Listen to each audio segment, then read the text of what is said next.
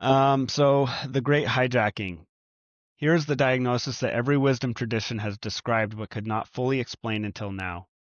A parasitic consciousness pattern has hijacked human awareness. Indigenous Algonquin peoples call it Wetiko, a mind virus that cannibalizes the host's true nature, replacing peace and love with insatiable greed, consumption, and violence.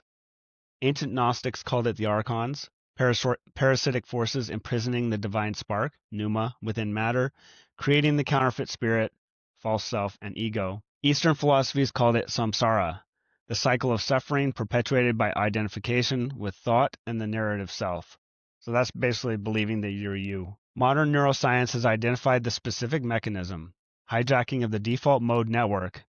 And it's kind of interesting. By the way, welcome Haley Tripp and Drenny Dreams. It's pretty interesting that the default mode network in the brain was not discovered until 2001, and yet they ended up calling it the default mode network with the acronym DMN.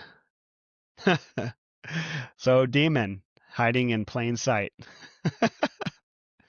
Welcome everyone. Sirius, Glitter, La Mama, Drainy, Dreams, Kesu7, Ducky's Miniature Menagerie. Welcome. So this is how you can know that there is, we'll just say like divine intervention at play here. There's a higher level of consciousness overlaying everything or underlying everything, however you want to look at it, or both.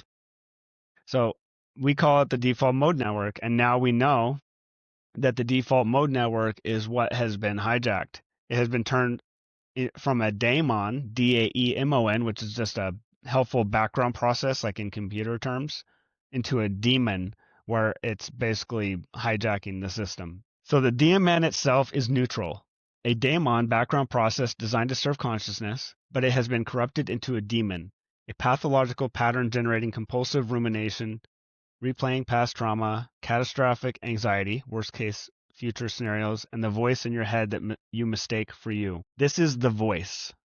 So the book calls this the voice, the hijacker, the autopilot ego pattern that has usurped the operator's seat. And here's the crucial recognition. You are not the voice.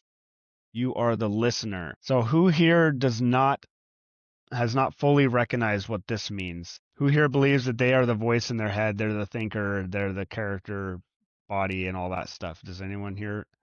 And I did no judgment here. I'm asking because then I can help clarify and prove to you that you're not. And I bet as I've been talking this whole time, that voice has been telling you everything it thinks about me and how wrong I am, and or how you've heard some of this before, or blah blah blah. It's always going yakety yak yak yak yak.